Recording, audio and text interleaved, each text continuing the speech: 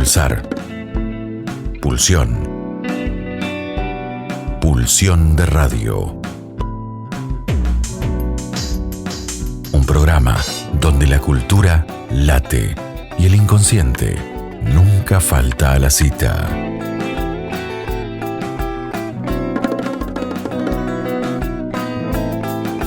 Conducción y producción: Gabriel Pulice, Luis Di Santo, Elga Fernández y Diego Yaiche.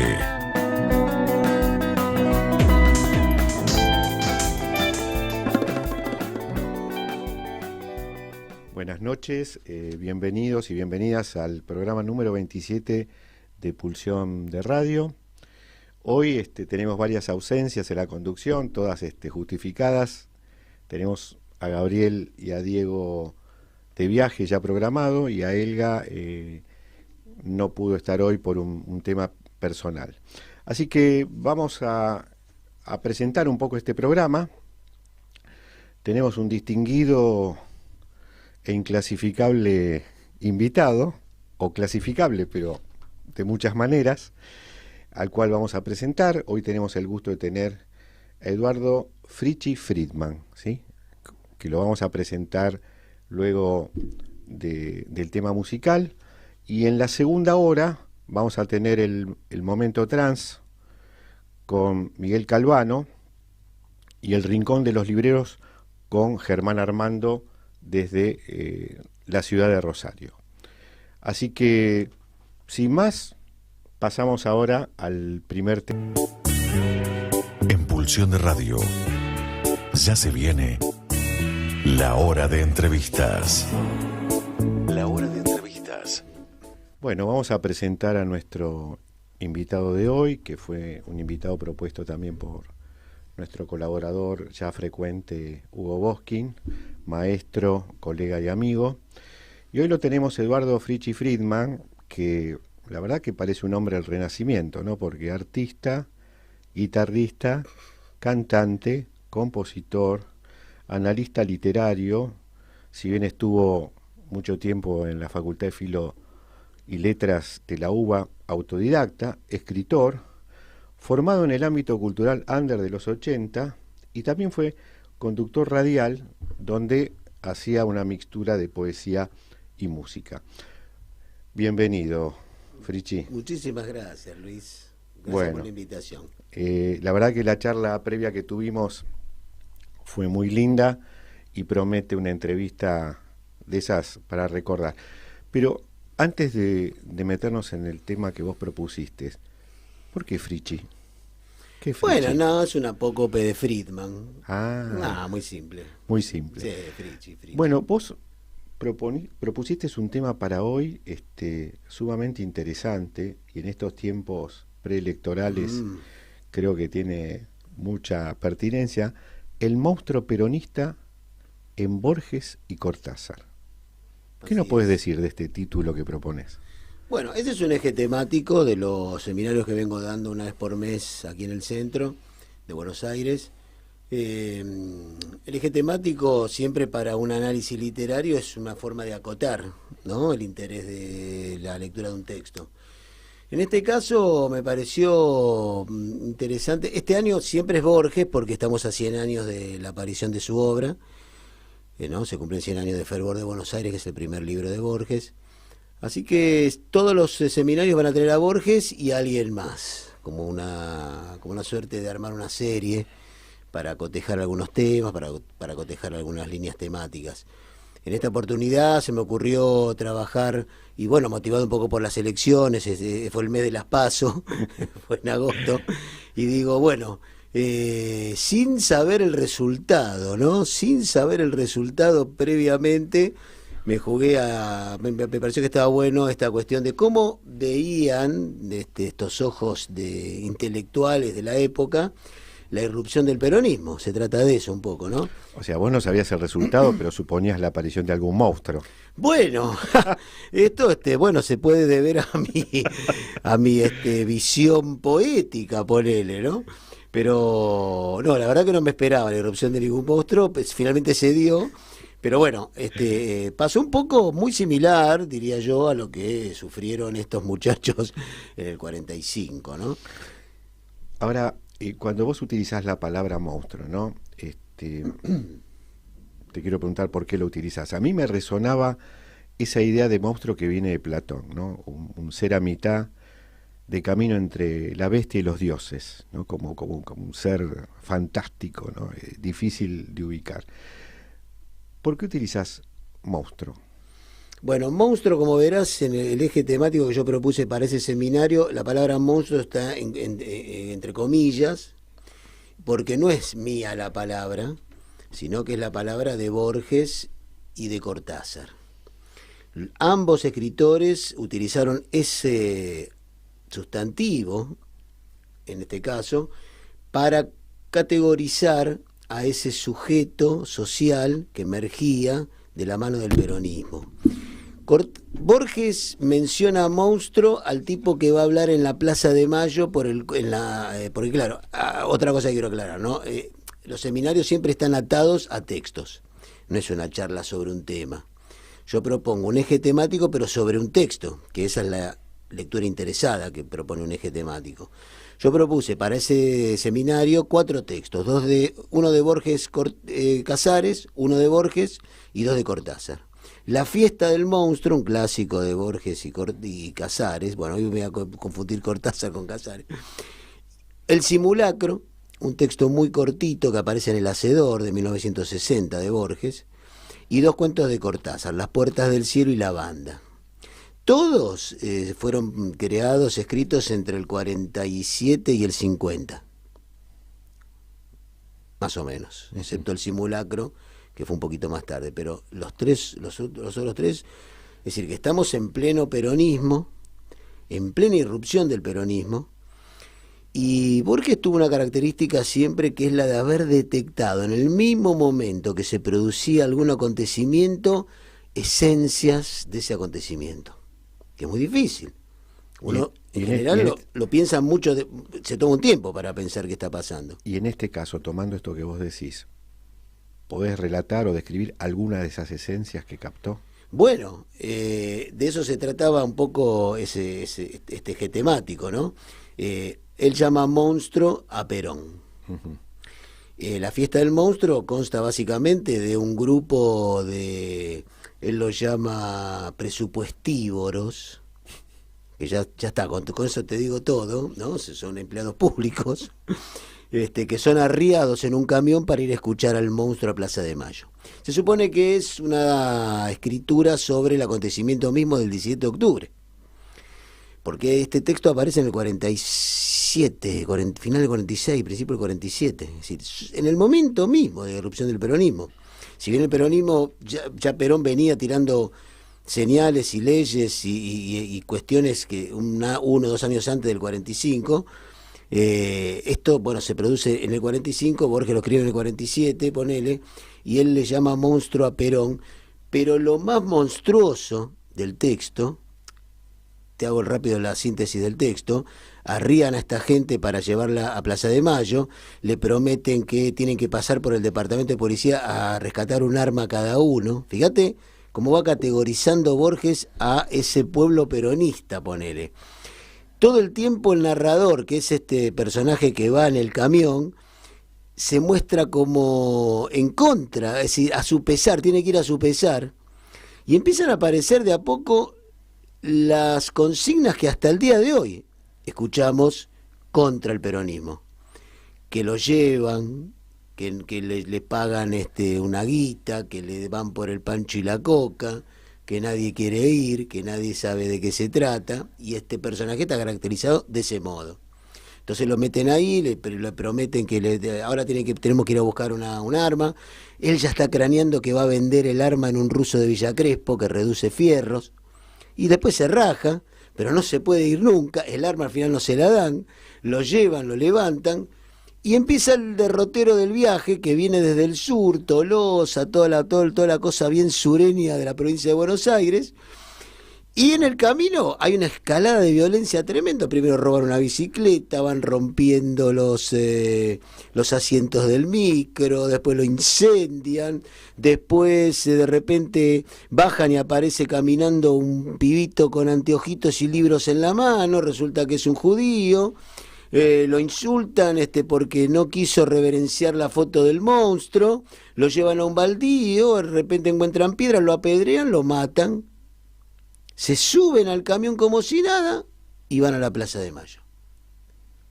Fíjate la cantidad de símbolos que aparecen en este trayecto. El monstruo es Perón, supuestamente, es el que va a hablar en la plaza, pero lo más monstruoso, hay muchos monstruos en el texto, pero para mí lo más monstruoso es ese sujeto peronista que va al camión, esa clase baja, pobre, vulgar, soez, trabajadora, pero ñoqui, despreciable. Absolutamente, que irrumpió de la nada a contaminar y a ocupar lugares que no le correspondían, que hasta ese momento no estaban ocupando. Te hago una pregunta. En un reportaje del 96 que le hace Horacio González y Víctor Pese a Ricardo Piglia, en una revista La Maga especial sobre Borges, hablan de este texto y le preguntan si es una versión del Matadero de Esteban Echeverría, ¿no? Y él dice que es más que nada una parodia del Matadero, es como una especie de traducción, de reescritura, como una nueva versión adaptada al peronismo, ¿no? ¿Vos pensás lo mismo, que hay una afiliación con el Matadero? Yo pienso que hay una afiliación ideológica con el Matadero. Uh-huh. Sí, sin duda, porque podríamos hasta decir que es una reescritura del Matadero, uh-huh, la fiesta del monstruo, porque en el Matadero pasa algo muy similar. No hay un judío, porque el judío es un símbolo muy fuerte en la década del 40, ¿no? Vendría a ser el unitario del Matadero. Es el unitario del Matadero. La sangre le brota al judío de la boca por una piedra que le cae perfecta que le tira este narrador. Y en el Matadero la sangre le brota al unitario por toda la vejación que recibe en el Matadero a manos de el juez del Matadero, el director, que es una suerte de émulo de el restaurador. Es lo mismo, yo diría que es una reescritura, es decir, para mí la afiliación ideológica está en el Matadero. Hay por un lado, una relación directa Rosas-Perón, y por el otro lado está esa relación directa entre la chusma federal y el pueblo peronista. Y el unitario y el judío. Y el unitario y el judío, que son como los dos sacrificiales, ¿no? Uh-huh. Los dos objetos que a su vez, para Echeverría, que escribe este texto El Matadero en el exilio en Uruguay, cuando ya había sido ya totalmente derrotado en su voluntad de formar parte de esta nueva voluntad de argentinidad con Rosas, pues ellos querían formar parte, pero Rosas no le interesa, y bueno, finalmente se dan cuenta que no, que con no se puede, que es un tirano, entonces se pone la vereda de enfrente, y termina siendo exiliado en Uruguay, escribe lleno de bronca, lleno de desesperanza, El Matadero, y se nota. Borges, en un gesto estético, ideológico, político, publica por primera vez La fiesta del monstruo en la revista Marcha en Uruguay. Mirá que a ver, es a propósito, me preguntan. ¿Lo pensó? No sé.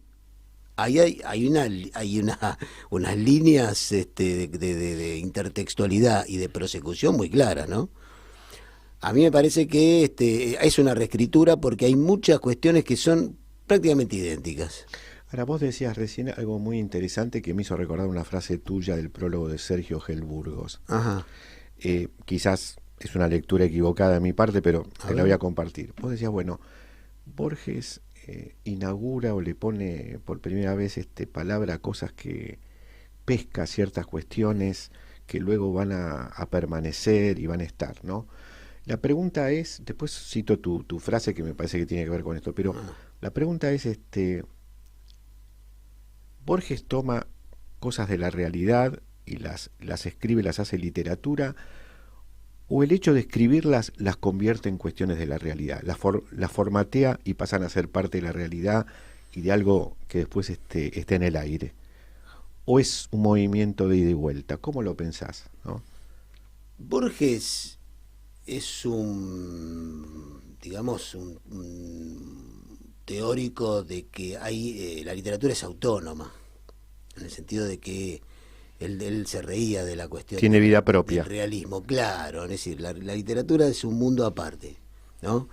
Da la sensación en la fiesta del monstruo que él estaría contando situaciones absolutamente comprobables en lo cotidiano. Yo diría que utiliza lo cotidiano como experimentación en el texto para generar una sensación de que tiene que ver con eso, pero no es un relato realista. ¿Se entiende? Sí, es decir, sí. Experimenta con elementos de la cotidianidad en el texto. De hecho, el lenguaje que utiliza para contar la fiesta del monstruo es un lenguaje inventado. Si vos lo lees, mirá, lo tengo acá, porque a veces hay que apoyarse, ¿no?, en los textos, porque me parece importante. Habla este muchacho que lo llevan al camión, ¿no? Le habla a su mujer, a la Nelly, porque él le cuenta la jornada, ¿no? Dice, te prevengo, Nelly, que fue una jornada cívica en forma. Yo, en mi condición de pie plano y de propenso a que se me ataje el resuello por el pescuezo corto y la panza hipopótama, tuve un serio oponente en la fatiga. Máxime calculando que la noche antes yo pensaba acostarme con la gallina, cosa de no quedar como un crosta en la performance del feriado. Mi plan era asumir reste. Es decir, hay que leerlo tranquilo, porque no es fácil el armado de la frase, es un lenguaje roto, grotesco, lleno de neologismos, de italianismos, de lunfardismos, es complicado. Ya el lenguaje es una forma de mostrar que este personaje es burdo, soez, chabacano, vulgar, ¿no? Y es un lenguaje que Borges entiende muy bien. Él sabe que la gauchesca es la invención de la voz gaucho, como diría Ludmer, ¿no? Es la voz gaucho. Pero lo que dice esa voz en la gauchesca no es la que hablaría un gaucho, de verdad. Es una invención. Pero parece como que habla el gaucho. Yo creo que acá utiliza ese mismo camino. La frase tuya, ¿no?, que yo había seleccionado para compartir en algún momento con vos, no sabía si iba a darse la oportunidad. Funcionar, claro. Pero vos pones en el prólogo de Sergio Gelburgos, el libro de Hugo, lo literario tiene esa prerrogativa, no necesita una garantía de la verdad, solo debe representar. Exactamente. Tiene que ver con esto. La confirmo. Está bien eso que escribí. Lo vuelvo a sentir. Exactamente, representa, no importa, no hay verdad en la literatura, no necesita la verdad. Y otro tema más en relación a Borges, dado que nombras el tema del gaucho. Yo tuve la oportunidad hace unos años de encontrar en el Túnel, esa librería que está en Avenida de Mayo, y en buen precio, un facsímil del Martín Fierro, con prólogo de Borges, ¿no? Y que es el prólogo del 62, el facsímil es una nueva edición del 77. Pero es como salió en la época de Hernández, ¿no? 2 libros así pequeños, finitos. Y Borges dice lo siguiente, una de las condiciones indispensables para redactar un libro famoso, un libro que las generaciones futuras no se resignarán a dejar morir, puede ser el no proponérselo. Y más adelante dice, la ejecución de la obra seguía el camino previsto, la de Hernández, pero gradualmente se produjo una cosa mágica, o por lo menos misteriosa. Fierro se impuso a Hernández. ¿Qué quiere decir Borges con esto para vos? Que el personaje se impuso al autor. Bueno, viste que el Martín Fierro, es decir, todos conocen el Martín Fierro, pero casi nadie sabe quién lo escribió. Eso es una verdad que podemos salir a la calle y preguntar, y funciona. Y sale en TikTok. Y sale en TikTok, ponele, claro. Y después lo votan. Bueno, nosotros somos grandes y tendríamos que incursionar un poco en TikTok a ver qué pasa con eso, porque evidentemente es parte de este mundo. Lo que Borges quiere decir es claramente, ¿no? Hernández no se propuso hacer un clásico, y sin embargo el Fierro se lo llevó por delante, ¿no? De hecho, hay una primera parte del Fierro que se escribe en el 72, que es la ida, y después por el éxito escribe la vuelta.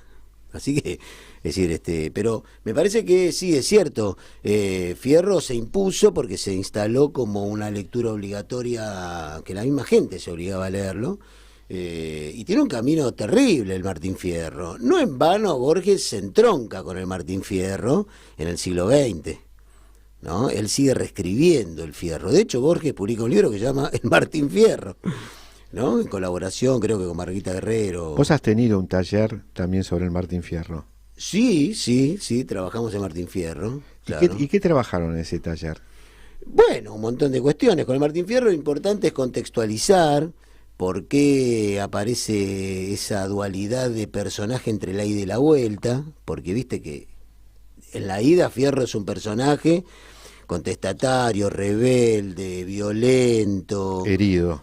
Sí, claro, sojuzgado, alienado, que responde y manifiesta en la representación que hace Hernández esa clase sojuzgada, ¿no? Llevada por delante por las instituciones militares. Y en la vuelta es un tipo que viene tranquilo, da consejos, no quiere pelear, ¿no? Entonces la gente se enamora de ese gaucho de la ida, que es rebelde. Y en la vuelta, la verdad que lo decepciona un poco. Por suerte, en ese mismo año salió Juan Moreira, que es el gaucho que la gente tomó, ¿no? Como modelo. Cosa que a Borges lo horrorizó terriblemente, ¿no? A Borges, el Martín Fierro, le encantó todo lo que quieran, como simbología. Ahora hay la escena crucial de la ida, que es la lucha en el pajonal entre Fierro y Cruz. Cuando Cruz lo está persiguiendo la partida, Fierro se mete en el pajonal y Cruz ve cómo Fierro pelea contra sus propios soldados con esa valentía y dice: no puedo tolerar que no me acuerdo de memoria, que se sojuzgue hacia un valiente, y se puso a pelear codo a codo con Fierro, el policía codo a codo con el delincuente, contra sus propios soldados, matándolos a todos. Borges dice: esto no puede ser. Sin embargo, ahí hay una cifra interesante para pensar. Esto de Fierro, ¿no? Yo te escuchaba y pensaba que la vuelta, o el segundo Martín Fierro o el otro Martín Fierro, es en función del primero, ¿no? Sí. Sin el primero no existiría el segundo. Ahora, ¿qué tiene, más allá del placer que tenga la lectura del Martín Fierro, que a mí me encanta, que tenga tantas versiones de todo tipo, dibujos, versiones trans, teatrales? ¿Qué es el Martín Fierro que produce tanta necesidad de revisionarlo y reversionarlo, ¿no? ¿Cuál es tu idea al respecto? Yo creo que pasan varias cosas con el Martín Fierro. Primero, a mí me encanta mucho la propuesta de lectura que hace Borges, que es leerlo como una novela. Uh-huh.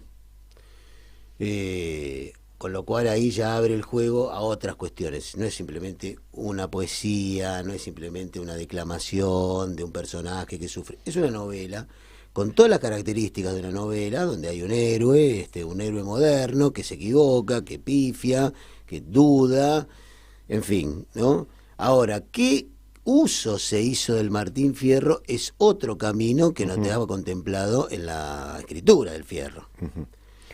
Bueno. Vamos a ver la cantidad de usos que tuvo el Martín Fierro, no solo lo que vos decís. El Martín Fierro fue prohibido por esta escena terrible, porque la gente levantó a categoría de héroe a un desertor, a un asesino, un delincuente, un borracho. El alcohol juega un papel importante. Un pendenciero. Un bruto, un vago, en fin, todo lo que uno no quisiera para nuestros hijos, el tipo lo era. Entonces la gente dice: no, el Stalin sobre todo dice: no, esto no se puede tolerar, y de algún modo lo desplazan, lo prohíben. Pero claro, más tarde, cuando el inmigrantado ya tiene un número importante y quiere ocupar lugares en las instituciones argentinas, se lo rescata. Lo rescatan para enfrentarlo al inmigrante. Y ahí algo tiene que ver Lugones también, ¿no? Él lo hace, sí, Lugones. Bueno, la verdad que con esto del Martín Fierro tendríamos que tener otro programa. Pero al fin me trajiste para hablar sobre el monstruo peronista y terminamos con el Fierro, pero tiene que ver. Hay otro monstruo ahí, quizás. Sí, hay otro. Bueno, vamos a el próximo tema musical que pasamos. el primero Oscar Blues, con la composición y ejecución de Oscar Peterson. Es uno de los temas que está mencionado dentro de de todos los temas que Cortázar habla sobre el jazz en Rayuela, en uno de sus capítulos. Y el que recién terminamos de escuchar es Jacinto Chiclana, con letra de Jorge Luis Borges, música de Astor Piazzolla, y esta es la versión del Cuarteto Subay. Está la de Edmundo Rivero, que también está muy buena. Ah, tremenda. ¿Sí? Sí, carucha. Ahora, mirá, Jacinto Chiclana, un guapo, ¿no? Un modelo de guapo para Borges, es una suerte de sucesor de lo que en el siglo XIX, Jacinto Chiclana en el siglo XX, de lo que en el siglo XIX fue Martín Fierro, el gaucho, ¿no? Para Borges hay una sucesión clara entre el guapo y el gaucho. Ahora es interesante porque también uno de los nombres que se le daba habla también de esto que vos acabas de decir, del contacto y la diferencia, el orillero. Porque el orillero habla precisamente de la orilla, de algo que está entre dos formatos diferentes, y el gaucho y acá y el compadrito, el guapo, Claro. es como una especie que es una carrera de postas, se pasan la posta. Sí, ¿no? sí. Bueno, ahí está ese puente que tiende Borges, por eso dije antes que se entronca en el Martín Fierro. ¿Y cómo se entronca? No reescribiendo una gauchesca, se entronca reescribiendo su literatura de la orilla, ¿no? La orilla es una invención borgiana, ¿no? Sí. Es lo que se conoce como un ideologema. Es una... ¿Podés hablar más del ideologema? Sí, el ideologema es una resolución material de una contradicción simbólica. Cuando hay una contradicción simbólica y se puede resolver con una idea, como es una ideologema, ¿no? Es una idea que tiene como una escenografía, un dibujo que tiene una idea. En la orilla Borges resuelve esas contradicciones simbólicas que tienen que ver con la tensión campo-ciudad. Entonces el ideologema viene a resolver esa tensión, proponiendo una nueva idea, una superación en ese sentido. Por eso la orilla no tiene un lugar geográfico determinado, ¿viste? Es casi una idea. Es una idea. Orilla para Borges es donde hay un pastito y una piedrita, donde hay un aljibe, donde hay un ocaso abierto. Esa es la orilla en Borges. Se parece mucho a lo que en algunas lecturas psicoanalíticas se llama el litoral, ¿no? O sea, el litoral que marca la cercanía de la tierra, pero en un curso de agua. Cuando hay cuestiones que no están totalmente en el campo simbólico, ni totalmente en el campo imaginario, ¿no? Claro. Y aparece algo podríamos decir, del psicoanálisis, lo real, que no es lo real en sentido común, sí. ¿no? Pero es interesante cómo hay ciertas cuestiones que, sin ser la misma, son como una analogía, como que tienen una cercanía y donde nos podemos malentender mejor. Claro, lo importante, ¿no?, es seguir malentendiéndonos, porque si resolvemos algo ya se tornó la muerte, ¿no? Sería. Ahora, esto del peronismo y Borges, ¿no? Hay una nota donde que se recuerda cuestiones que escribió Estela Canto, sobre todo en el principio del vínculo con Borges, donde dice, no sé de qué estábamos hablando en esa caminata, dice, pero probablemente comentábamos la situación política del país, estamos hablando de los 40, ¿no? Que a los dos nos parecía ominosa, o sea, siniestra. Pero había una diferencia, dice Estela Canto. El peronismo era para él, para Borges, una pesadilla de la cual íbamos a despertar. Para mí era ya algo real que estaba a la vuelta de la esquina, ¿no? Me llamó la atención que Estela Canto, yo no sabía eso, que entre otras cosas era una militante comunista, ¿no? Y pensaba en este sentido, y quizás hacer un poco un puente con el otro autor que vos traes hoy, que de alguna manera Cortázar también tenía una posición comunista, digamos, en los últimos años, apoyando sobre todo la Revolución Cubana, pero que siempre tuvo cierta dificultad, como dice el Tata Cedrón, para entender al peronismo. Más allá de que en sus actos fuese solidario con los exiliados y demás. Algunos dicen que el primer texto publicado de Cortázar, que lo publicó Borges, Casa Tomada, tenía que ver un poco también con alguna alusión a cuestiones de la invasión, de algo ominoso del peronismo.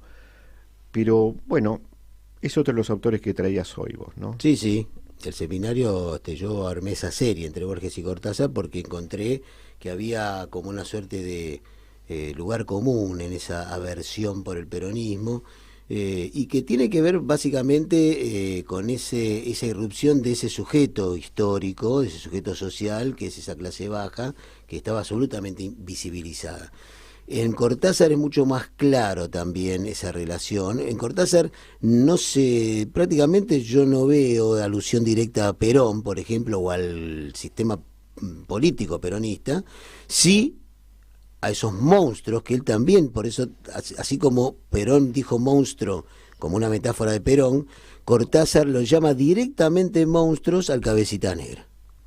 Y la descripción que hace del monstruo en Las Puertas del Cielo es realmente ominosa, por repetir ese término que trajiste.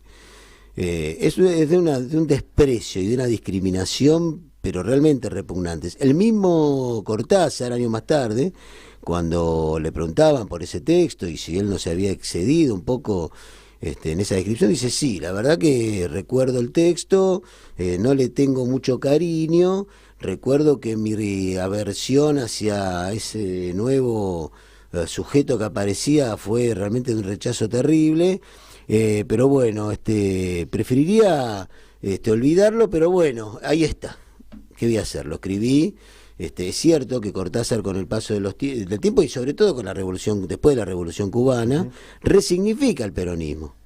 Y como dice Cedrón, es cierto, yo entiendo que nunca terminó de aceptarlo, por esta cuestión de asociación directa con los totalitarismos europeos de los 40.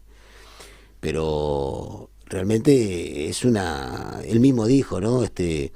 Yo daba clases en Mendoza y renuncié en el colegio porque me obligaban a sacarme el saco para dar la clase. Me fui primero porque, bueno, me interesaba formar parte de esa bohemia parisina que todo intelectual argentino quería tener, pero aproveché porque acá era insoportable el ámbito. Ahora, ¿cuánto de la asociación del peronismo con el nazismo, con el fascismo, jugó en estos autores para su rechazo visceral? ¿Y cuánto algo que está, por lo menos en lo que vos leíste del texto de Borges que escribió con Bioy, de esa estética, ¿no?, del Cabecita, que produce un rechazo, digamos, que ya no es ideológico, ¿no? Es un rechazo de las descripciones físicas incluso que se hacen, ¿no? Sí, esa panza en el cuento de la banda también, de Cortázar, donde hay toda una descripción. Dice: ¿qué hace esta gente viendo acá en el ópera esta película? Sí, claro, hay algo que no coincide. Digo, ¿cuánto, desde tu lectura, desde tu análisis de estos autores, cuánto ha pesado, digamos, esto de la cercanía a los totalitarismos, por lo menos supuesta cercanía, y cuánto la estética del peronista de a pie, ¿no?, del Cabecita Negra, del grasita, del descamisado? Bueno, ahí vos preguntás por dos cosas separadas, porque yo entiendo que obviamente lo que más fácil es comparar con lo que se tiene a mano, aparte para jugar con la complicidad del lector. Si vos escribís un texto en el 47 como La fiesta del monstruo, es muy lógico que pongas como víctima un judío en manos de la masa, porque eso también es interesante, ¿no? La individualidad versus la masificación. La extracción liberal borgiana siempre va a apelar a la individualidad, a la cosa intelectual del que lee, del que piensa, del que tiene una opinión. El judío, cuando le obligan, el judío del libro, ¿no?, del cuento, cuando le obligan a saludar a la foto del monstruo, dice: no voy a saludar, yo tengo mi propia opinión, dice el texto. Entonces eso tiene que ver con esta resistencia a la masificación que proponían los totalitarismos. uno puede decir que, bueno, tiene tanto su derecho, es una idea loable, pero bueno, habría que ponerse a pensar un poco qué pasa, qué está pasando. Es decir, no hacer esa analogía uno a uno. Eso es lo que yo veo. ¿No? Hay una relación directa con el nazismo, con el fascismo, el símbolo del judío y universitario es otro tema importantísimo, porque me parece que si el peronismo recibió rechazo fue de la intelectualidad de ese momento, porque claro, no había forma de pensarlo como algo absolutamente nuevo o radicalmente nuevo. De hecho, la iconografía, la gigantografía, las reuniones masivas, y bueno, eran casi lo mismo en términos de cotejamiento con los fascismos, pero no era esto un fascismo. Perón ganó las elecciones limpiamente, ganó con un buen porcentaje, las vuelve a ganar después. Por eso, sí, en el golpe de Estado, ¿no? También estaba la posición oficial del gobierno hasta el final de la guerra, y todavía Perón no había asumido, ¿no? Pero era una posición más filonazi, que no le había declarado la guerra, digamos, todo eso de alguna manera había un contexto. Pero bueno, viste, qué sé yo, está bien, sí. No, la verdad que no se puede negar, pero también, bueno, tampoco se puede aislar del contexto mundial, ¿no? Es como cuando le criticaban por otras razones a Menem, que era un peronista que se hizo neoliberal. Y todo el mundo era neoliberal en los 90, ¿no? Es decir, a ver, ¿cómo puedo hacer un peronismo dentro del neoliberalismo? Bueno, fue un engendro terrible, así terminamos, pero bueno, es decir, hay cuestiones que a veces van más allá de la propia ideología de los autores, digamos. Hay un contexto en el que se mueven también. Sí, y esto que me interesa particularmente preguntarte, que es un poco la subjetividad de estos autores, ¿no?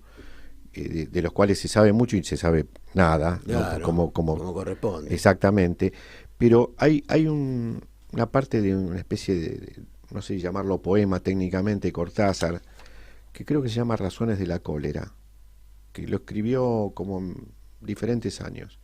Acá dice Buenos Aires 50-51, París 56, como que lo hubiese escrito o reescrito. Pero hay una parte, era medio largo, ¿no? Entonces, una parte para compartir con vos, donde habla de cierto dolor, pero de cierto resentimiento. Dice: te quiero país, pañuelo sucio, con tus calles cubiertas de carteles peronistas. Te quiero, sin esperanza y sin perdón, sin vuelta y sin derecho, nada más que de lejos y amargado y de noche. Yo cuando lo leí me impresionó, porque digo, acá no hay algo solamente, podemos decir, ideológico, cultural, sino acá hay algo personal, ¿no? Entramado en todo esto, aunque es muy difícil muchas veces separar estas cosas, ¿no? No lo conozco el poema, sinceramente, pero sí conozco de su resistencia en un principio hacia el peronismo, confesado por él mismo en tantos reportajes. Él decía que era atroz estar en este ambiente de Buenos Aires con el peronismo, con los altoparlantes escuchando la marcha y con los bombos y qué sé yo, y después una resignificación tardía en relación a otra cuestión que sería la Revolución Cubana, pero ese dejo, como vos dirías, totalitarismo que nunca dejó de percibir, me parece a mí, ¿no? Yo he discutido en tantas mesas con tanta gente. Yo creo que a él no le interesó nunca esta versión digamos, de populismo en Argentina. A pesar de que entendió que se reivindicaba un sujeto social que estaba postergado. Soriano cuenta que hablando con él, y habiendo participado en Casa de las Américas, sobre todo con el episodio Padilla y todo eso que pasó en La Habana, que cuando se lo contaba, Cortázar tenía una posición muy como de negar que la Revolución Cubana tuviese defectos o que tuviese algún dejo de totalitarismo o cosas por el estilo, ¿no? Claro. Como incluso creo que Cabrera Infante dice: nunca le perdoné que no lo critique a Fidel, o sea, y ahí vemos alguien que, digamos, ¿qué le pasó ahí, no? Porque, digamos, podía haber algunos elementos que pudiese identificar totalitarios, pero sin embargo no tuvo esa posición, ¿no? con Cuba, decís. Con Cortázar, sí. ¿Qué podés decir? No sé, la verdad que esa es una pregunta difícil porque habría que preguntarle a Julio, tendríamos que hacer una sesión espiritual para preguntarle a Julio. Te juro que no sé. Vamos a ver si conseguimos un espiritista, pero de lo bueno. No, pero no, que sea bueno, que sea bueno. Y que dé garantía de que Julio efectivamente está hablando, claro. Sí, por el tono de voz y la forma que tenía de arrastrar las R's o la G, seguro que es él. Sí. A mí me parece, en este sentido, Cortázar se fascinó con un momento histórico muy puntual, ¿no? Es decir, imagínate, yo no había nacido, pero me imagino lo que sería esa revolución a metros de Estados Unidos, ¿no? Tiene que haber sido un golpe, pero tremendo, una suerte de octubre ruso, ¿no? Pero bueno, viste cómo es esto, ¿no? Los de afuera a veces parece como más, que tiene otra pátina. Pero qué esto, Peroncho, ¿qué van a hacer? Bueno, yo lo conozco, voy a la vuelta de mi casa, ¿no? Totalmente. Es difícil, totalmente. ¿Viste? Hay otras cuestiones que se juegan ahí. Pero bueno, no sé, él lo que sí rescato es que tanto Borges como Cortázar, y en general el discurso antiperonista, porque como lo decía en la presentación del seminario, el peronismo es un monstruo bifronte, nació bifronte. Como diría Asís, el peronismo nace con el antiperonismo. Fue así instantáneo, no es que se generó, porque fíjate vos este texto de Borges, al otro año de la irrupción del peronismo. Es decir, hay algo que nació junto, y ahí en los dos coincide, que tienen un rechazo tan visceral, tan elemental sobre esa gente que empieza a hostigarlos. Por eso es claro, está muy bien eso que decís vos de la sensación de invasión que propone Casa Tomada, La Puerta del Cielo, La Banda y tantos otros, ¿no? Todo bestiario, todo el libro bestiario del 50, 51, no me acuerdo, está construido bajo la matriz de la invasión, del rechazo, de la ocupación y de la resistencia casi pasiva a esa invasión. ¿Tiene algo que ver esto, desde tu punto de vista, incluso desde la literatura, ¿no? Con lo pasional del peronismo? A diferencia de otros movimientos. Y yo creo que lo pasional del peronismo es algo que ellos envidiaron siempre. No se lo bancaron nunca eso. Cómo estos negros gozan tan fácilmente con nada y nosotros necesitamos tantas cosas, dirían ellos, porque La Puerta del Cielo, de Cortázar, que se arma un trío entre Jardoy, el abogado de apellido Sajón, Mauro, el puestero de la feria, y Celina, la prostituta que él rescata de lo de Casidis y se la lleva a vivir con él, ¿no? Es claramente como Jardoy está como lateralizado ahí entre esa pareja y él quiere participar porque lo ve que disfrutan como locos.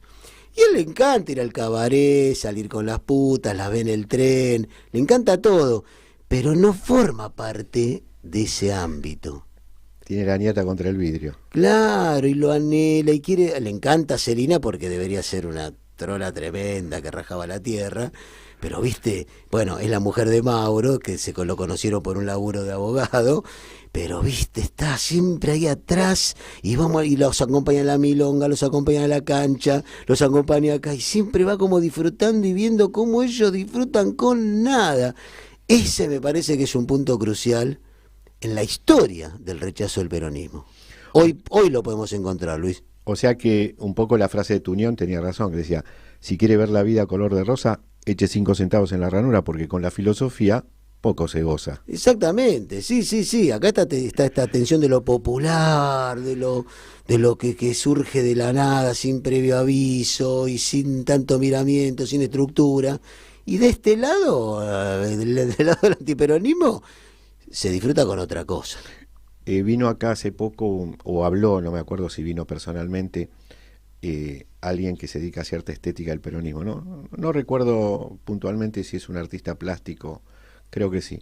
Y él decía algo muy interesante, que generalmente se habla, esta cuestión que decía Evita, donde hay una necesidad existe un derecho, que el peronismo en realidad lo que plantea es donde hay un deseo, hay un derecho, ¿no? Claro. Que plantea esto un poco que vos... Y sí, porque es clarísimo que está a contrapelo de la dictadura del proletariado, sino que lo que quiere es que el laburante disfrute. La pase mejor. La pase bien. Claro, la pase bien. Un poco No el es sacrificio eso. por...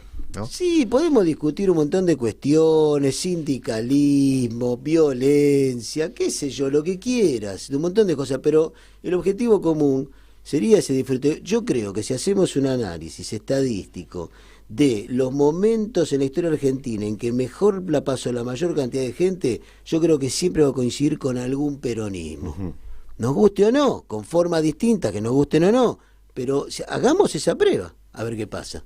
Ahora, es muy interesante esto que vos decís, que, digamos, dos sujetos notables, intelectuales, escritores reconocidos mundialmente, quizás parte de la tirria al peronismo tenía que ver con esto, ¿no? Con esa posibilidad de gente muy simple, de un disfrute inmediato, sin tanta cortapisa, sin tantas cuestiones.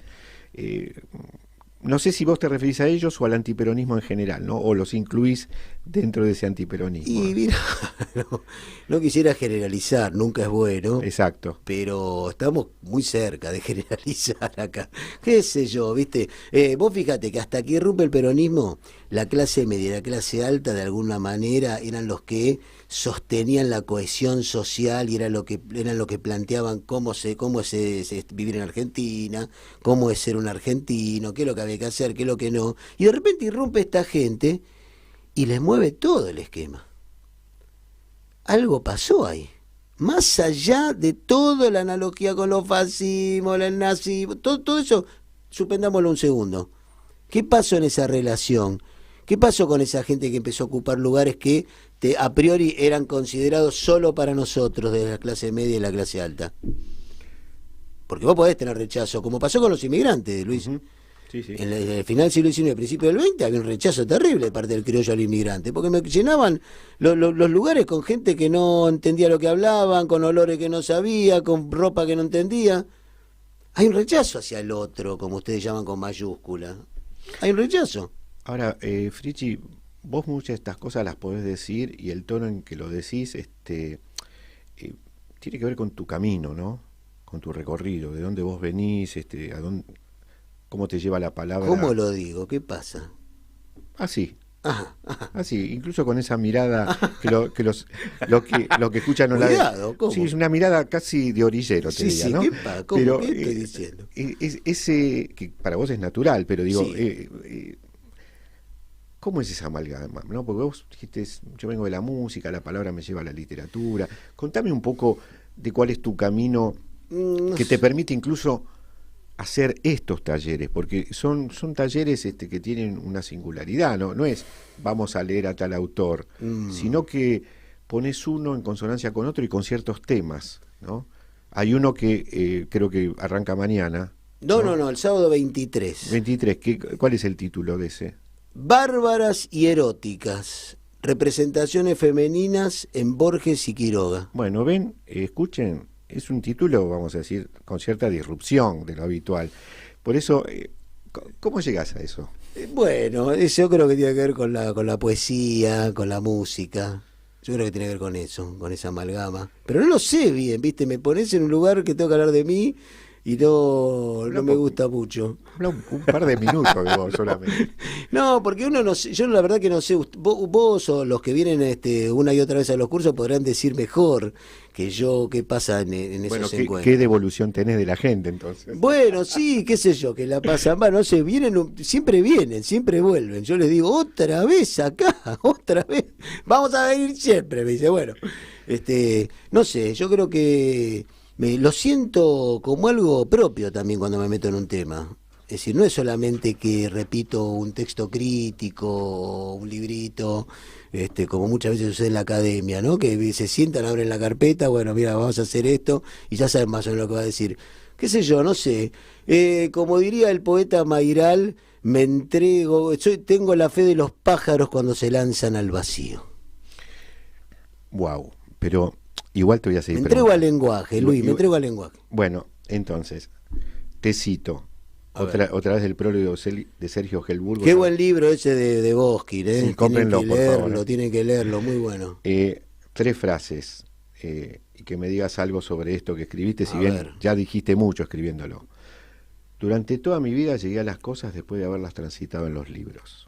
No sé si eso es tuyo. No, eso es Borges. Eso es Borges. Lo cité a Borges. Intertextualidad es la base de toda literatura. Sin duda. ¿Qué es la intertextualidad? Para no suponerla. No, la intertextualidad es intertextos. Todo texto viene de otro texto anterior y se constituye en plataforma de un nuevo texto. Eso es la intertextualidad. Que puede ser también, ¿qué? No solo un libro.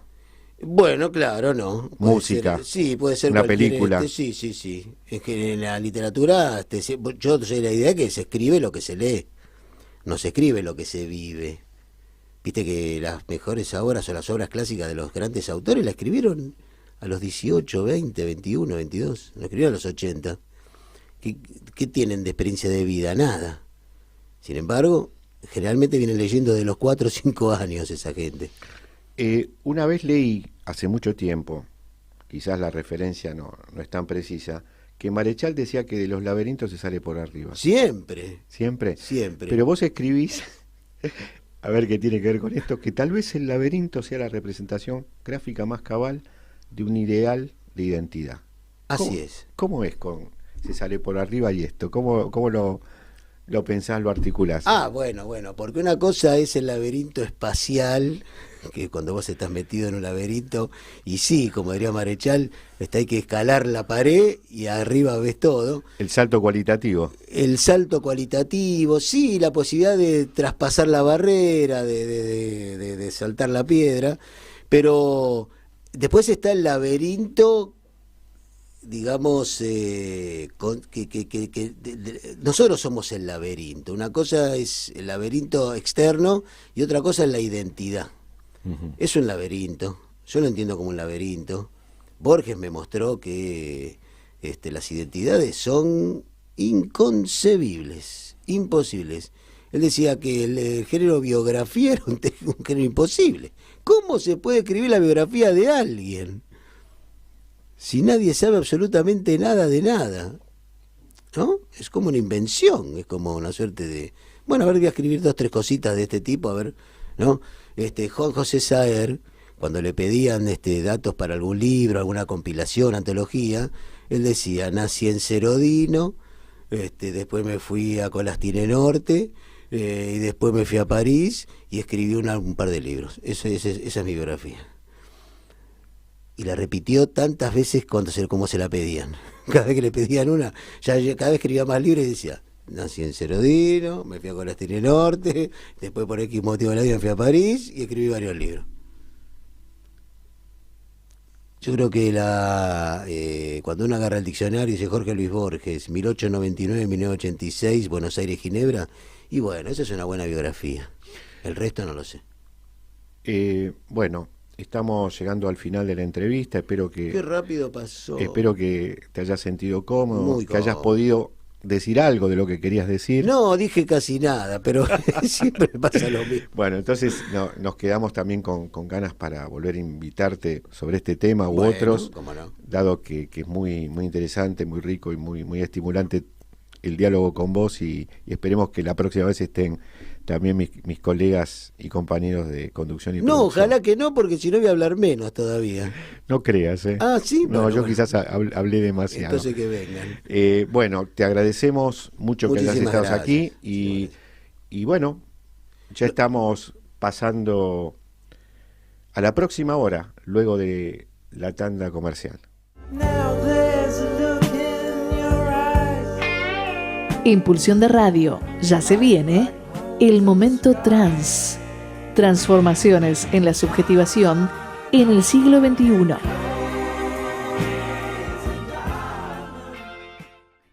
Hola Miguel, bienvenido al Momento Trans. ¿Cómo estás? Aquí te habla Luis Di Santo. Hola, Nick, ¿cómo estás? Bien, ¿y vos? Muy contento de estar dialogando acá con otro cuervo. Hola. Contento de estar dialogando con otro cuervo a esta hora de la noche un viernes. Luis, me gustó mucho el reportaje. Sí, te quería decir que me gustó mucho el reportaje de recién. Tanto me gustó que estuve dialogando con ustedes dos bastante rato, digamos. Sí, recién lo vi. en relación a... Bueno, ahora estamos tratando de conectarnos otra vez. Se cortó un poco la conexión. Miguel nos estaba hablando de que había escuchado la entrevista de la primera hora. En Pulsión de Radio, ya se viene El Rincón de los Libreros, la columna que en tu biblioteca no puede faltar. Bueno, hoy en el Rincón de los Libreros lo tenemos a Germán Armando de la ciudad de Rosario, que nos va a hablar de las novedades editoriales y de sus lecturas que siempre son tan bienvenidas para nosotros, ilustrativas. Muy buenas noches, amigos de Pulsión de Radio. Es como siempre una gran alegría poder saludarlos desde la ciudad de Rosario. Germán del Juguete Rabioso Libros. Le mando un gran abrazo a la mesa, a Elga, Diego, Gabriel y por supuesto a toda la audiencia. Como siempre quería hacerles llegar las novedades bibliográficas sobre psicoanálisis editadas en la ciudad de Rosario. En esta oportunidad quisiera comenzar presentándoles la revista Éxtima. Éxtima es una publicación de la EOL, sección Rosario, de la Escuela de la Orientación Lacaniana, y de la que recientemente fue publicado su segundo número. El formato es muy amigable, la presentación muy cuidada, los números están ilustrados por artistas rosarinos. En el primer número fue Román Vitali, en el segundo Daniel García. Pero es muy interesante porque cada número incluye una conversación, una entrevista con el artista que la ilustra. Por supuesto cuenta con colaboraciones locales, nacionales e internacionales. Y por lo que vemos en estos dos números, cada edición nos reserva un pequeño tesoro. Por ejemplo, en el primer número se incluye una conferencia de la querida y gran escritora Angélica Gorodischer. Fue una conferencia que ella diera en las jornadas anuales de la EOL Rosario del año 2016. Y en este segundo número se incluye la desgrabación de una mítica conferencia de Jacques-Alain Miller, aquí en Rosario en el año 1981. Es una conferencia que no fue incluida en los volúmenes que al prescindir de Rosario a lo mejor se pudieron titular con más justicia Conferencias Porteñas. Bueno, cuestión que se trataba de una conferencia siempre muy mentada porque hubo algunos cruces, cierta hostilidad de alguna parte del auditorio y bueno, finalmente contamos ahora con una publicación que la recoge íntegramente y también las intervenciones. La dirección de la revista está a cargo de la psicoanalista Carolina Rovere y la dirección de la publicación de Silvana Faciuto. Con Carolina tenemos el gran gusto, agradecemos por supuesto su predisposición y amabilidad, decía el gran gusto de poder conversar ahora para que nos cuente un poco la idea de la revista y cómo sigue. Te pasamos entonces la posta, Carolina. Buenas noches, Germán, buenas noches al equipo de Pulsión de Radio. Bueno, estoy muy agradecida por este espacio para presentar, decir, agregar algo a la valiosa presentación de Germán sobre nuestra revista Éxtima de la EOL Sección Rosario. Antes que nada quiero agradecerle a Silvana Faciuto, que fue la mentora de esta nueva publicación, de esta nueva serie de publicación de nuestra sección, que esperemos que siga por mucho tiempo. Como vos muy bien dijiste, vamos por el número 2 y cada número es temático. Al número 1 le pusimos formación analítica, la revista tiene un texto epistémico y después epistémico y político, por supuesto, y después hay distintos apartados que seguramente Silvana algo les va a comentar. Yo me quiero detener en hacer alguna mención respecto al título de la revista, a por qué pensamos Éxtima.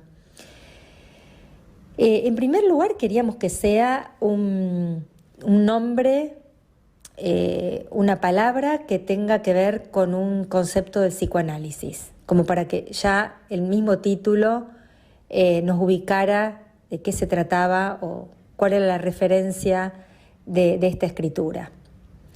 Y elegimos este neologismo de Lacan, éxtima, extimidad, que justamente Lacan utiliza para hablar de un espacio que es un exterior íntimo. Y esto ya es la marca, podríamos decir, de la revista, ya que como vos planteaste, Germán, recoge textos de colegas de Rosario, de los locales, los nacionales y los internacionales.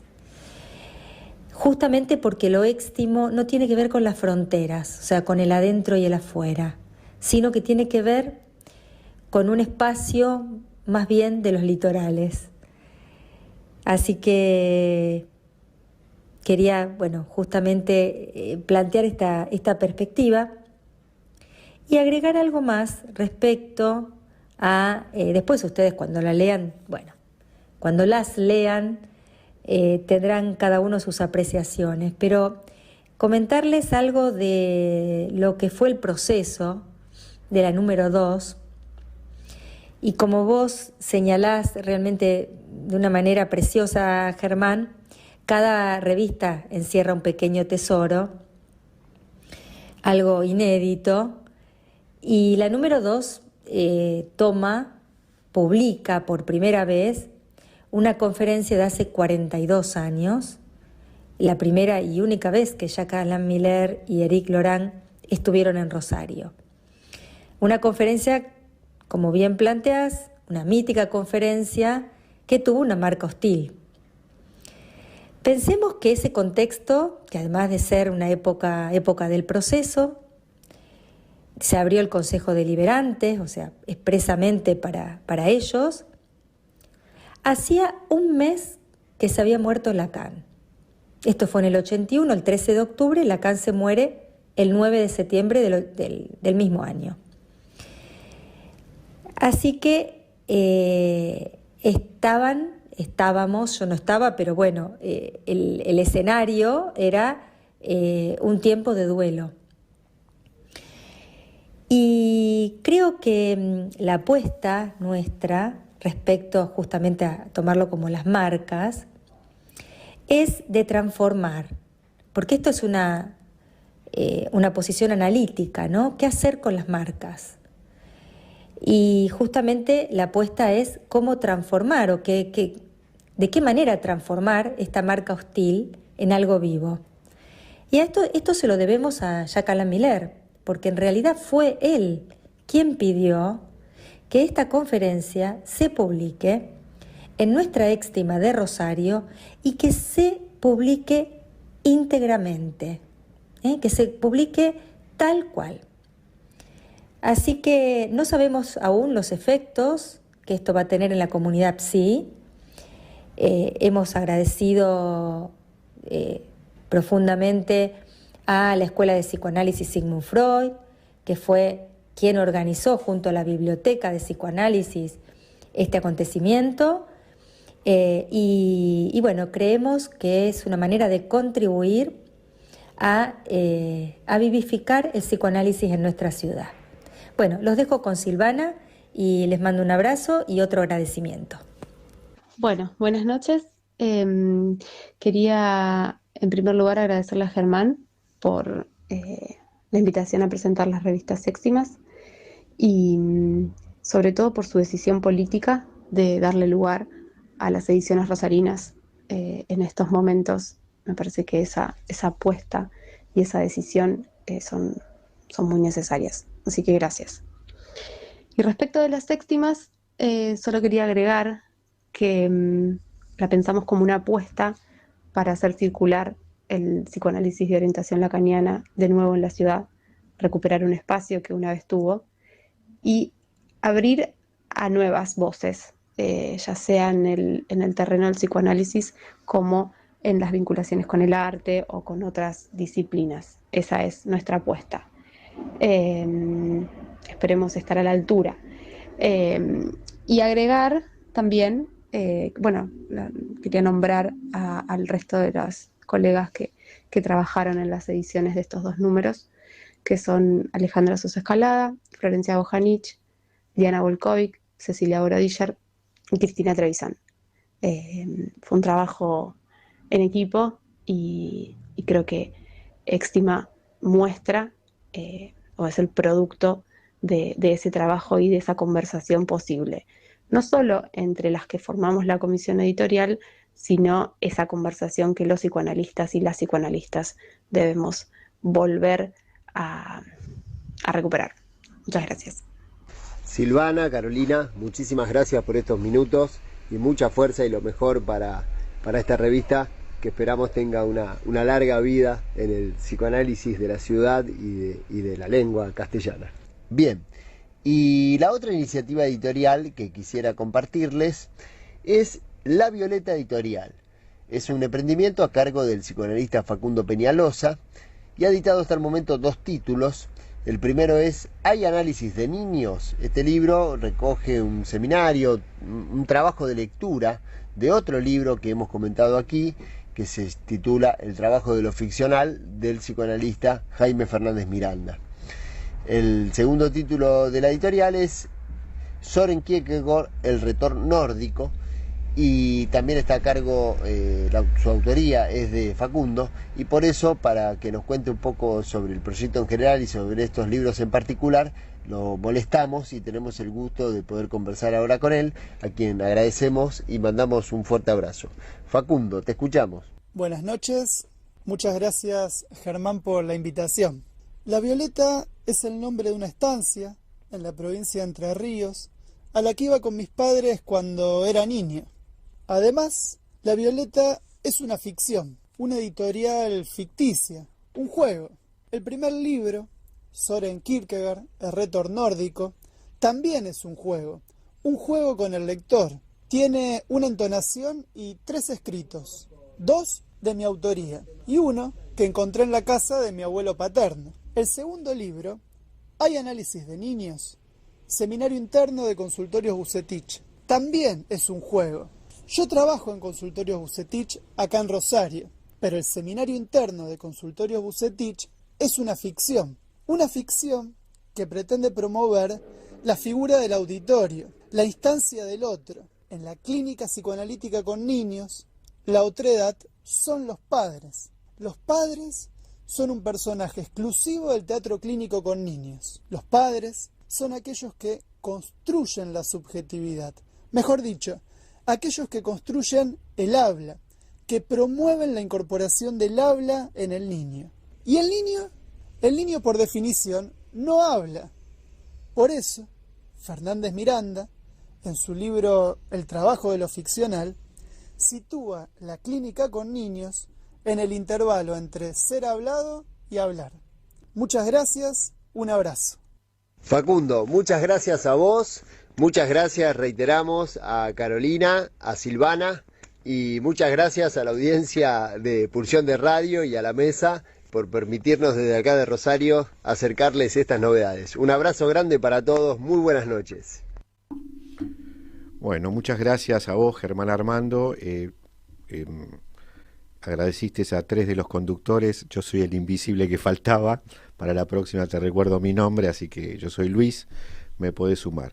Bueno, interesante lo de los nuevos movimientos editoriales que hablan de lo vivo y lo dinámico que está todo el proceso allí en Rosario Editorial, sobre todo relacionado con el psicoanálisis.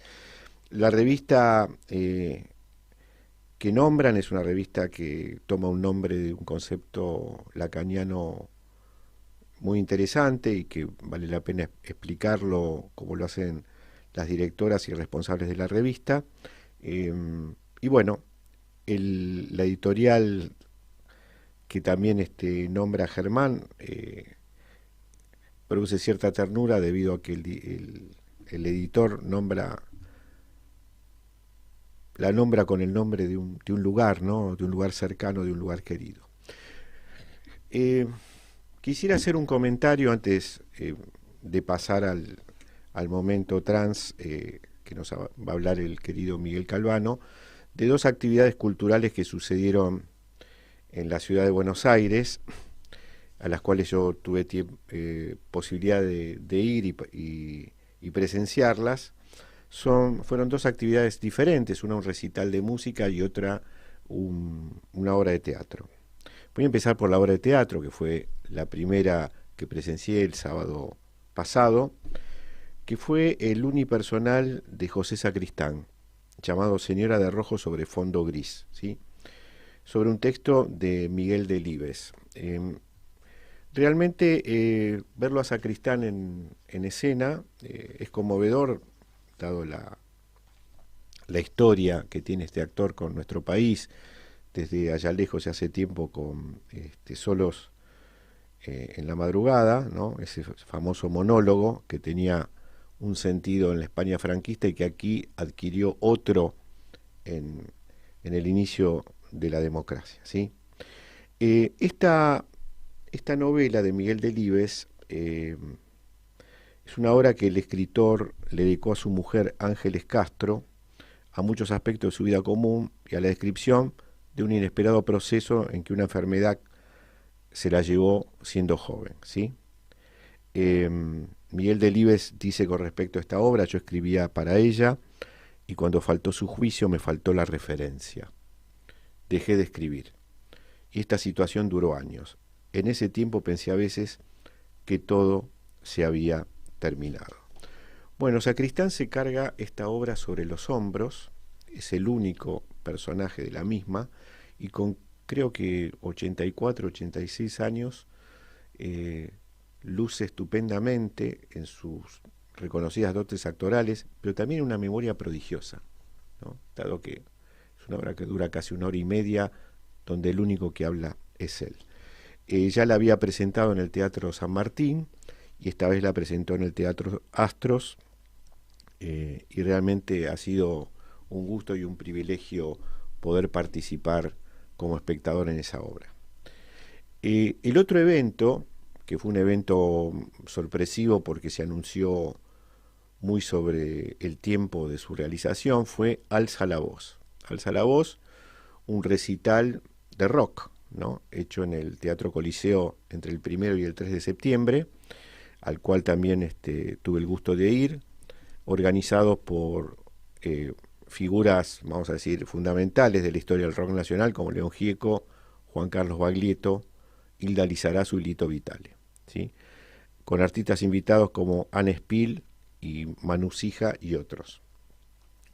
En realidad lo que hicieron en ese evento fue hacer una recorrida por gran parte del repertorio clásico del rock nacional, tocado de una manera magnífica. La banda sonó muy linda, muy afiatada, la voz de Baglietto está intacta, la de Lizarazu también. Me llamó la atención la cantante de Sativa, que realmente canta muy bien, versiones muy nuevas, muy buenas de temas clásicos, y realmente un lleno de público impresionante y un disfrute de poder volver a cantar esas canciones que han sido tan importantes en parte de nuestra vida.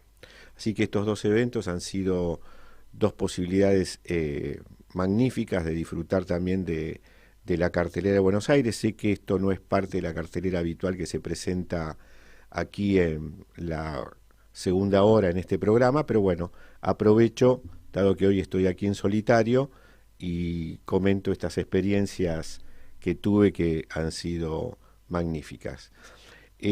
Luego del tema musical que vamos a escuchar ahora, Yayá Sisí y el Círculo de Babá, nos vamos a encontrar con el momento trans que se ha postergado por motivos de conexión con el querido Miguel Calvano. Bueno, ya estamos en el último tramo del programa, con el momento trans, que se ha postergado un poquito, pero ya estamos en... Hay que pensarlo en relación a la ruptura de la homeostasis en la que viven estos chicos, lo que se ha dado a llamar el encapsulamiento autista. Uh-huh. Salir de ese encapsulamiento era sumamente angustioso, y él respondía a los golpes, por así decirlo. Bueno, quiero retomar el caso desde la constelación familiar de este pibe. Lacan indicó las distintas posiciones del niño respecto de los padres. El niño síntoma de la pareja de los padres o de uno de ellos. Este es un niño que representa al otro parental, es un niño, digamos, destinado a la neurosis.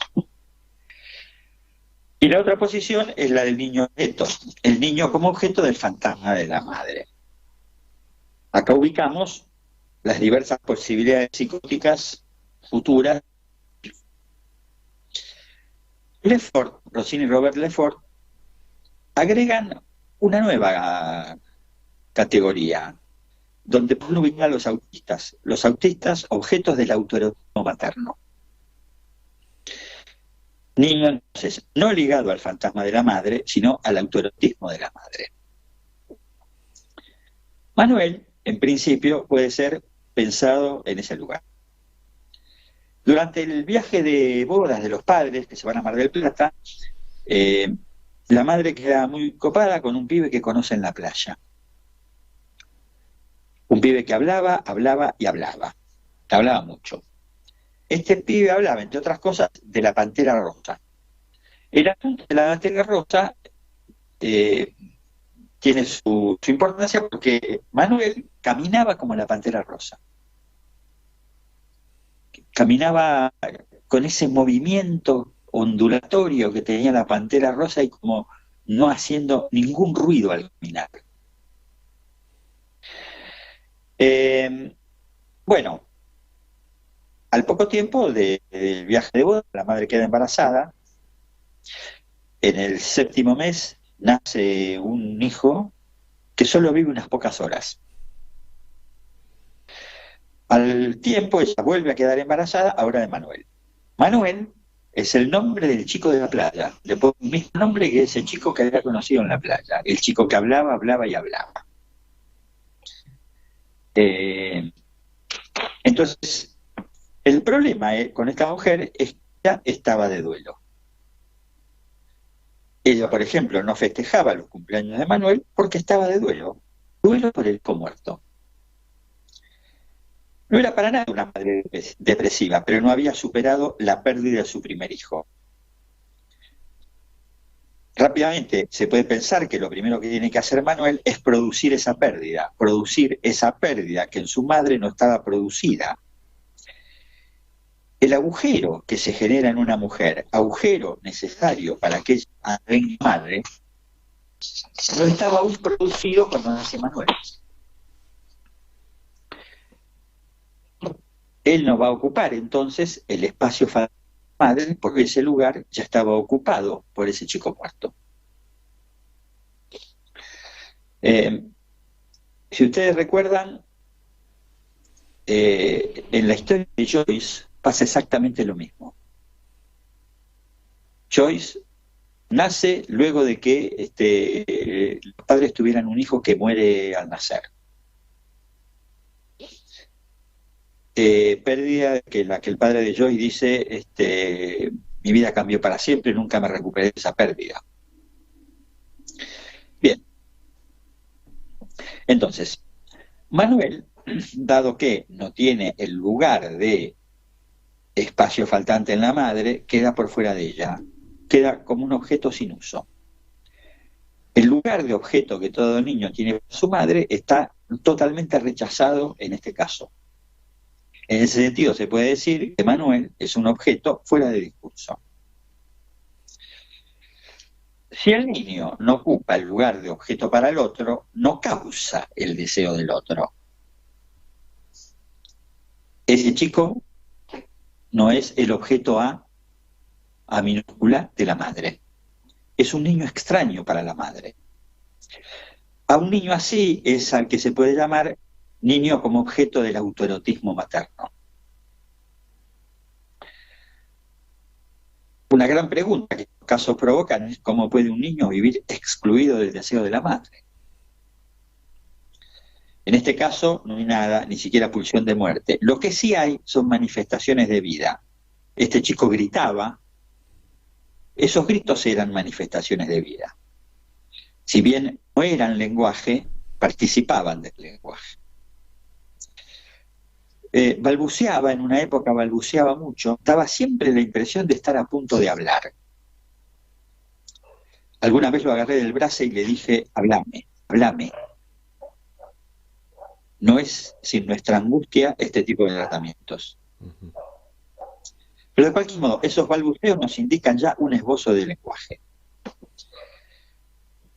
Por ejemplo, iniciado el tratamiento, este chico empieza a tener las enfermedades que aún no había tenido, las enfermedades de la infancia. O sea, Que es una de las características en general de los autistas. O sea que Son chicos que no se enferman. se empieza a instalar la infancia de alguna manera y sus enfermedades. Sí, sí. Se empieza a instalar la infancia, empieza a tener algún esbozo de cuerpo, podríamos decirlo con mayor precisión. Por ejemplo, la enfermedad básica porque es una enfermedad básica, la he encontrado en muchos casos de los autistas, es la otitis. Empiezan a tienen problemas en los oídos. En ese sentido, uno podría pensar que no hay cura que no pase por el cuerpo.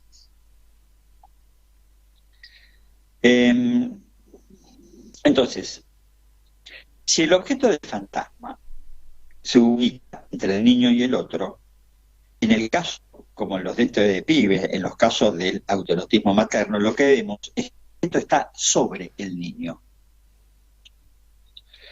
Y su trabajo consistirá en principio en perderlo, ese objeto.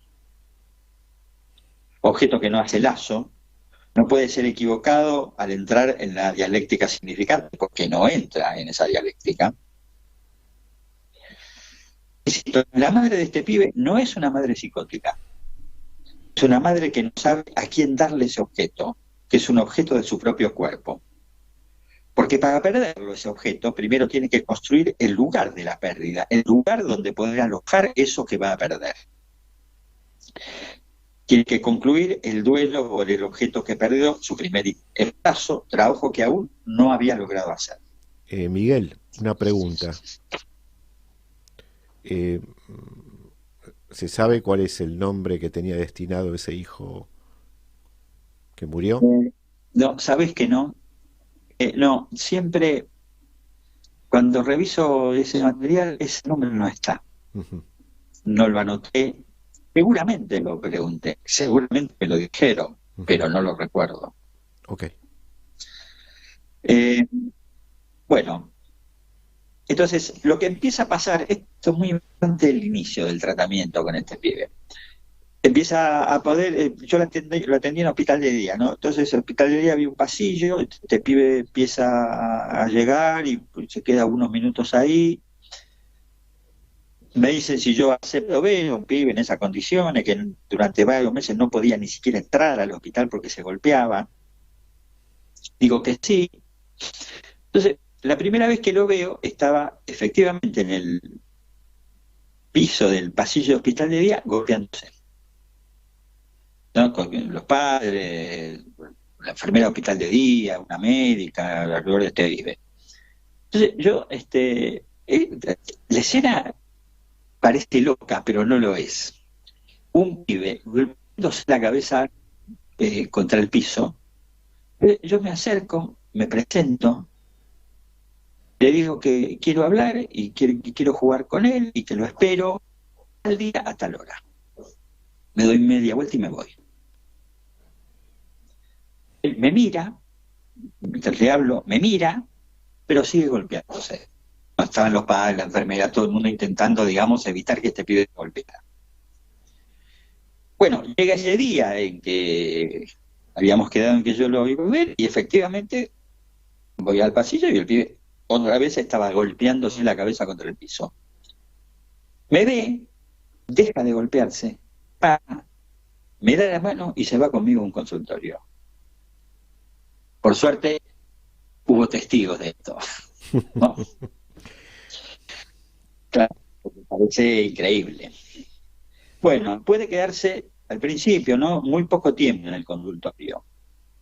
Prefiere darme la mano e iré a dar una vuelta por el hospital, por las instalaciones, los distintos pisos del hospital, el parque, había un parque. Y comienza a pronunciar una especie de letra que suena, o a mí me suena, como la letra M. Empieza a decir algo así como Con M empieza su nombre, su apellido, mi nombre, el nombre de la madre, la palabra madre.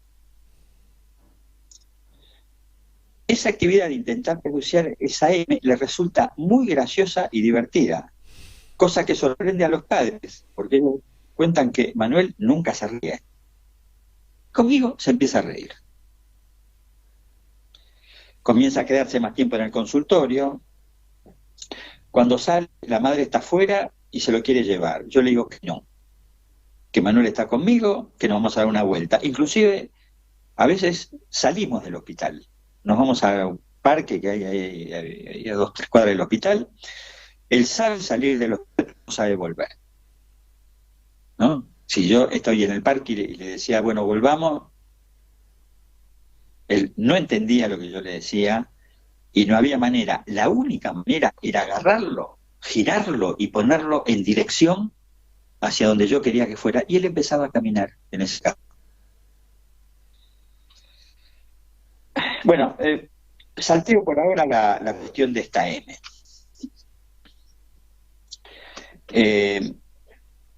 Nosotros teníamos una caja de juegos. La caja de juegos yo le pedí a la madre que la armara. No tomé ninguna de las cajas que suelen ver en el hospital, le pedí una especial a la madre.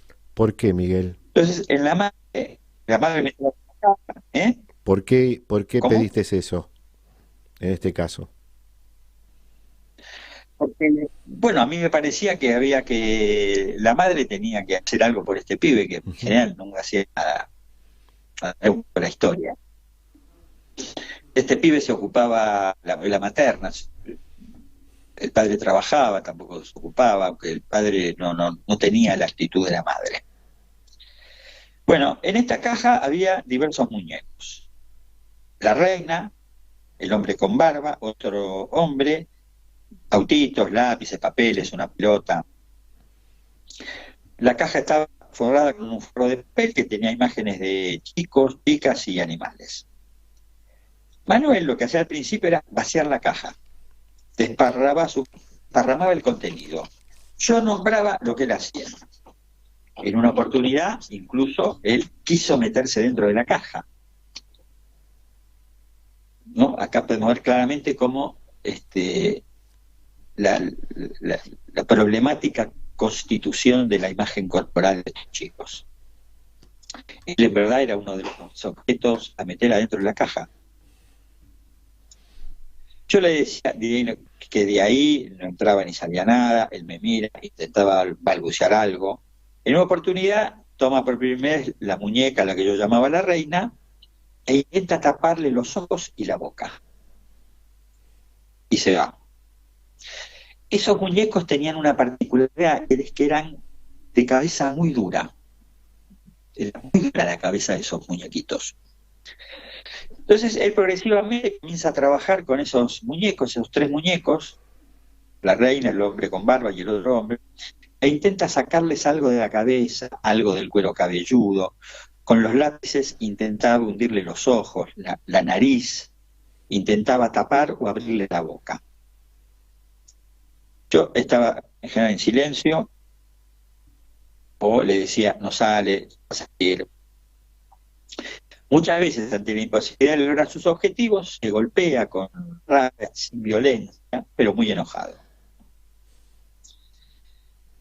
En una ocasión, toma el muñeco con el que trabajó ese día la reina, él se sienta en mis piernas y yo le hablo al muñeco. Empiezo a hablarle al muñeco. Él me mira muy atentamente y parece decir, mamá. Comienza a dar vueltas por el consultorio. Yo tomo los muñecos y comento lo que él quiso decir. Se ríe, salta, se lleva el muñeco con barba. Es la primera vez que se lleva algo del consultorio. Al ver a la madre en el pasillo, lo suelta. En otra oportunidad, mientras yo comento con los muñecos las cosas que hace en el consultorio, él toma a la reina, la tira al suelo y dice, cállate. Fue la primera palabra que dijo muy claramente, cállate. Voy a contar ahora la que me pareció siempre la sesión más importante de este tratamiento. Hay un antes y un después de esta sesión. Él entra al consultorio, mira una figura del forro de la caja de juegos, abre la caja, toma el muñeco con barba, grita, lo saca de la caja, se queda un largo rato mirando ese muñeco y hace todo esto dándome la espalda. Yo le digo que así no me deja ver. Sorpresivamente se pone a gritar y a golpearse la cabeza con ambas manos. Tiene un ataque de furia muy impresionante. Era un pibito de 4 años, chiquito. Le digo que no lo haga, trato de tomarlo en las manos, forcejea para soltarse, lo logra, vuelve a golpearse. Tomo el muñeco con barba, golpeo yo contra el piso.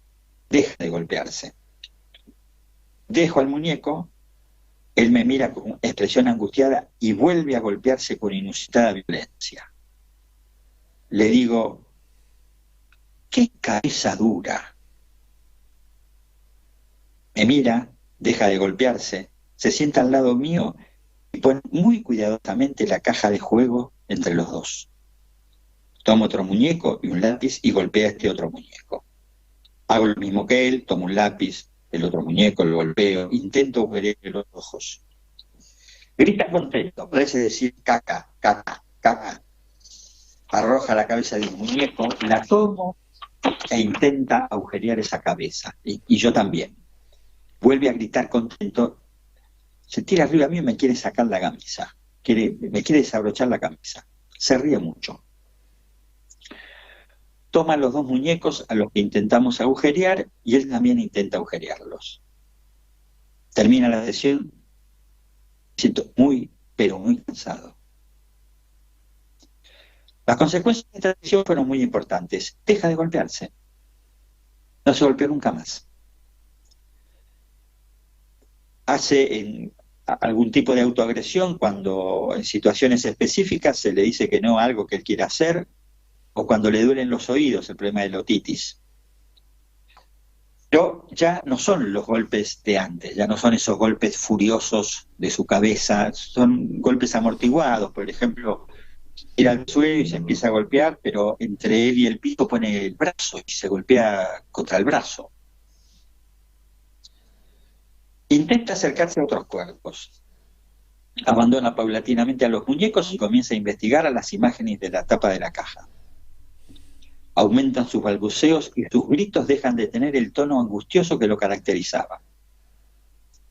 En una oportunidad comienza a tambalear sobre la figura de una nena que había en el forro de la caja. Le digo que la nena no lo deja hablar. Grita muy fuerte, se toma los genitales, se sienta encima mío dándome la espalda. Al rato sale del consultorio, pasa al lado de la madre y se va jugando con la nena. A partir de ese momento empieza a tener diálogos conmigo. Dice cosas sin sentido, siempre le pido que me hable más claro, que voy entendiendo, pero no mucho. Ya diálogos a medio camino entre un balbuceo lúdico y una comunicación. Como dije antes, la abuela materna era la que se encargaba de la crianza inicial de Manuel, dado que la trabajaba. Con esta abuela, Manuel no hacía ningún tipo de crisis. Las hacía cuando volvió a su madre. Ella, la abuela, le enseñó a dejar la mamadera y a comer. Cuando Manuel quería comer, tomaba de la mano a alguien y llevaba a los padres o a la abuela hasta el alimento. Nunca podía comer solo. En algún momento la madre deja de trabajar y toma completamente a su cargo la crianza de su hijo. Respecto del padre, él tenía un taller mecánico donde su cuñado, el hermano de la madre, que era un personaje que después descubrí que era bastante importante, también trabajaba ahí, el cuñado este. Su propio padre, el padre del padre, digamos, el abuelo paterno, había fallecido cuando el padre tenía 2 años y medio. Su madre, la abuela paterna, nunca habló de esa muerte. Decía el padre de Manuel que él en su casa casi no hablaba, porque a la que hablaba todo el tiempo era su mujer, y a veces con Manuel jugaban al oficio mudo. Bueno, respecto del lenguaje, esto que ellos llaman el desencadenamiento producido por un grito del abuelo, el abuelo que gritó gol, mirando un partido por televisión, y ellos dicen que a partir de ese momento este chico cambió radicalmente sus conductas. Se dejó de hablar, se encerraba, bajaba las persianas y las cortinas, se quedaba en la oscuridad. Se podía pasar horas así.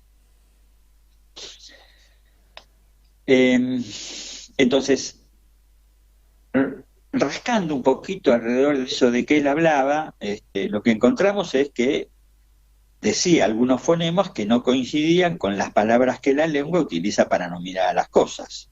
Por ejemplo, al agua le llama ui. Su era azúcar. No decía ni papá, ni mamá, ni no. O sea, eso es lo que Casi hablaba, no comía. eso es lo que el niño hablaba antes del grito del abuelo. Claro, exactamente. Cuando Ok. dicen que dejó de hablar, dejó de decir esas poquitas palabras que decía, Ok. esos fonemas que decía. Ujú. Casi no comía, lo que comía era pobre y repetitivo, milanesa con papas fritas. Y ese fue el motivo de consulta, en realidad, el trastorno alimentario. Los padres no habían registrado que había dejado de hablar. Lo había hecho una cuñada que dijo que Manuel tenía las características de una vecinita sorda. Bueno,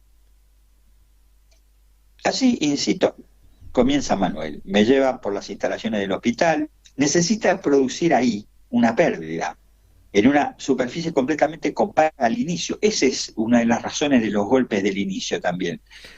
Es que efectivamente el edificio del hospital se le presenta como absolutamente compacto, como una superficie sin agujero.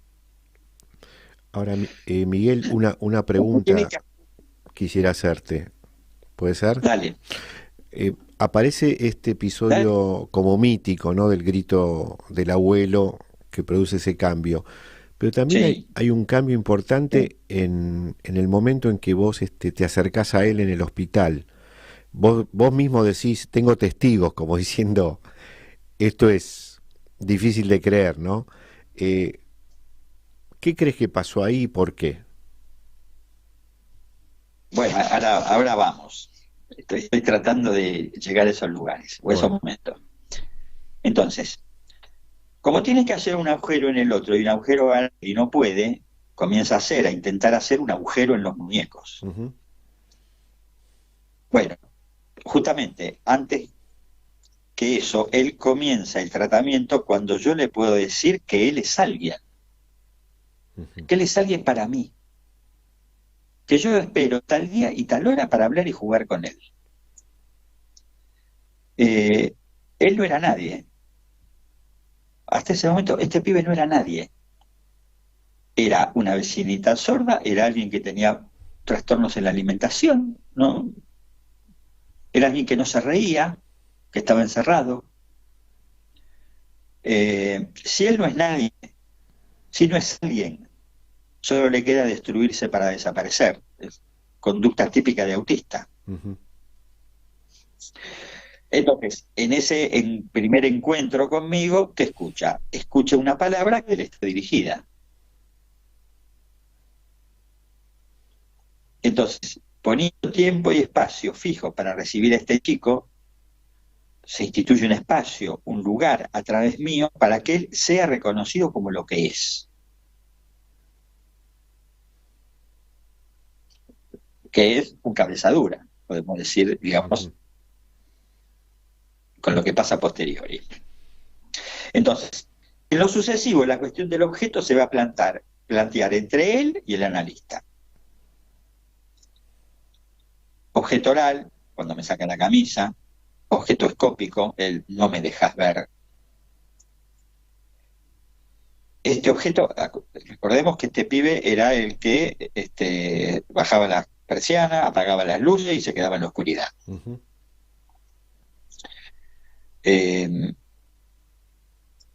Si bien este objeto, entonces, el objeto oral, el objeto escópico están presentes de entrada, podríamos decir, en el pseudo desencadenamiento, el énfasis estuvo puesto en el objeto voz. Voz del otro. También el objeto escópico. En eso que llamo la sección más importante, la aparición de la mirada del analista también tuvo que ser barrada. Esa sesión, siempre me acuerdo, duró 15 minutos. Yo salí destruido de ahí adentro.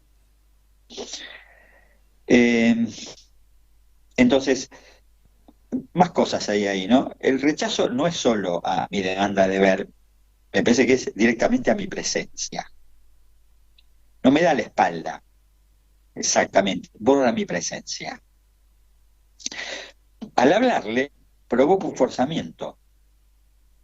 Ese cabeza dura es una interpretación que funda un S1 para este chico.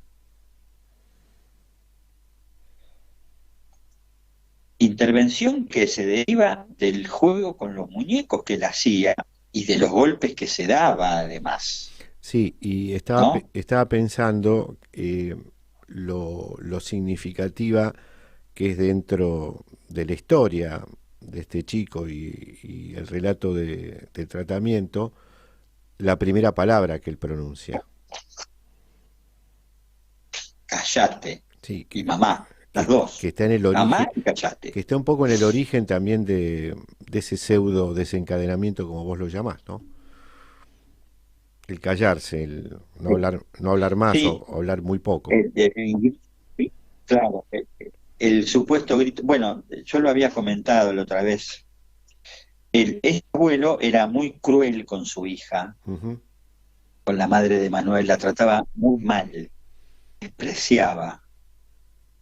Y lo interesante es que ese grito del abuelo, el gol del abuelo, en realidad es una expresión del narcisismo del abuelo. Ese grito no está dirigido a nadie. Qué interesante lo que vos contás. Nos queda menos de un minuto de programa, porque realmente muestra el estar analista, ¿no? Más allá de que a uno lo convoquen para ese lugar o que lo sea en determinada práctica que está un poco en los confines, ¿no? Pero me gustaría decir una cosita nada más. Dale. Un agregadito. Ese cabeza dura, para mí, ¿no? Ejemplifica, Lacan habló muy poco de los autistas, ¿verdad? Bastante poco. Pero en la conferencia de Ginebra, sobre el síntoma, dice, al final, que hay una serie de preguntas donde alguien le pregunta por el autismo, y él dice, finalmente, sin duda hay algo para decirles. Me parece que ese cabeza dura era algo para decirle a este pibe. Bueno. Algo que, por supuesto, los niños me han dicho primero. Ese es su lugar transferencial. Y si vos querés, sí, en ese tratamiento, ese fue el momento trans.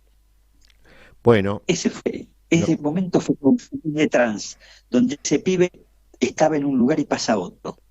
Nos quedamos con esta última frase tuya para finalizar el programa y esperándote para continuar con los momentos trans que son tan enriquecedores para nosotros, ¿sí?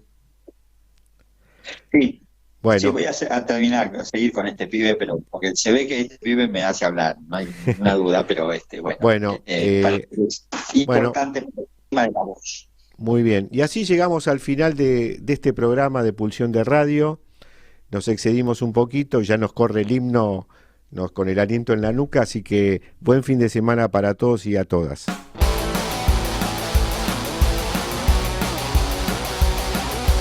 Pulsión. Pulsión de Radio. Un programa donde la cultura late y el inconsciente nunca falta a la cita.